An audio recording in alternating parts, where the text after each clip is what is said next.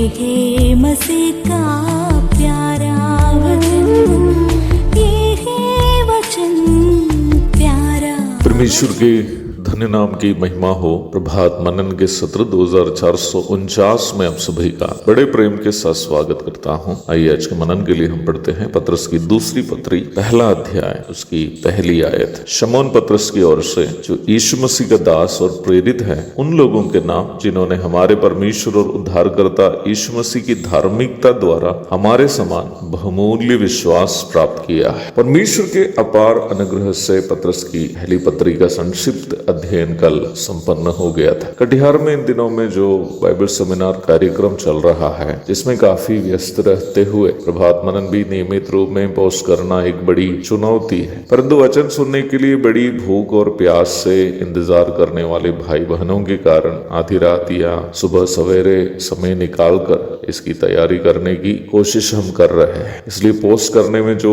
विलंब हो रहा है, उसके लिए आप हमें क्षमा कीजिएगा। पत्रस की पहली पत्री विशेषकर सताए जाने वाले मसीही विश्वासियों को सांत्वना देने और विश्वास में बने रहने के लिए प्रोत्साहन करने के उपलक्ष्य में लिखी गई थी, पर यह दूसरी पत्री खास करके झूठे शिक्षकों के प्रति सतर्क रहने हेतु विश्वासियों को चेताते हुए पत्रस ने लिखा। पहली पत्री लिखते समय ही रोमी प्रदेश एशिया माइनर की कलीसियाओं में, विशेषकर इफिसुस आदि जगहों में घुसपैठ किए हुए झूठे शिक्षकों की जानकारी पत्रस को थी। प्रेरितों के काम 20 पद 29 और 30 और दूसरे पत्रस 3 की 15 आदि पदों को पढ़िएगा। कलीसियाओं में घुसपैठ करके झूठी शिक्षा सिखाकर विश्वासियों को विभाजित करके अपना स्वार्थ के लिए शोषण करने वाले झूठे शिक्षकगण पहली शताब्दी से ही स्थानीय कलीसियाओं में बढ़ते जा रहे थे। अपनी इस दूसरी एवं अंतिम पत्री के द्वारा पत्रस विश्वासियों को अपनी चौकसी करने और झूठे शिक्षकों से बचे रहने का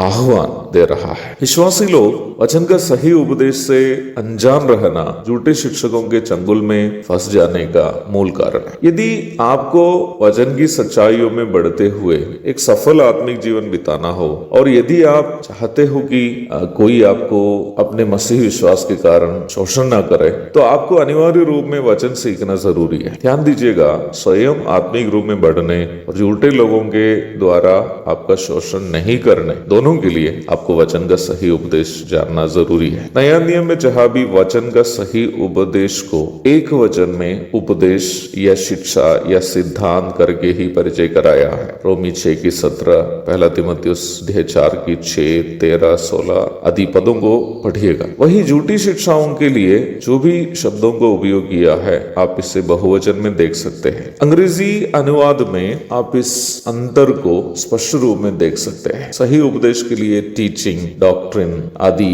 एक वचन शब्द और वही झूठे शिक्षाओं के लिए टीचिंग्स, डॉक्ट्रिन्स आदि बहुवचन शब्द का उपयोग किए हुए आप देख सकते हैं। उदाहरण के लिए पहला तीमुथियुस 4 की 1 पढ़िएगा। यह एक संकेत है कि वचन की सही शिक्षा एक की है, अनेक नहीं है, और वही झूठी शिक्षा अनेक है। जो वचन की सही शिक्षा हमें यीशु मसीह की पहचान में बदलती है, वही झूठी शिक्षाएं हमें प्रभु से दूर करती है और संसार के समान बदलती है। झूठी शिक्षाओं से लाभ केवल और केवल उसके शिक्षकों को ही है, विश्वासियों को नहीं है, और वही सही शिक्षा से उसे सीखने वाले और सिखाने वाले दोनों को लाभ है। इन बातें अपनी इस दूसरी पत्री में अच्छा से पत्रस के द्वारा समझाए हुए हैं। ईस्वी 67 और ईस्वी 68 के बीच अपनी मृत्यु के ठीक पूर्व पत्रस के द्वारा लिखी गई इस पत्री कई परिप्रेक्ष्य में महत्वपूर्ण है। इसका अध्ययन इसलिए ही सच्चे विश्वासियों के लिए रोचक तथा झूठे शिक्षकों के लिए नुकसानदायक होगा। प्रभु दया करे,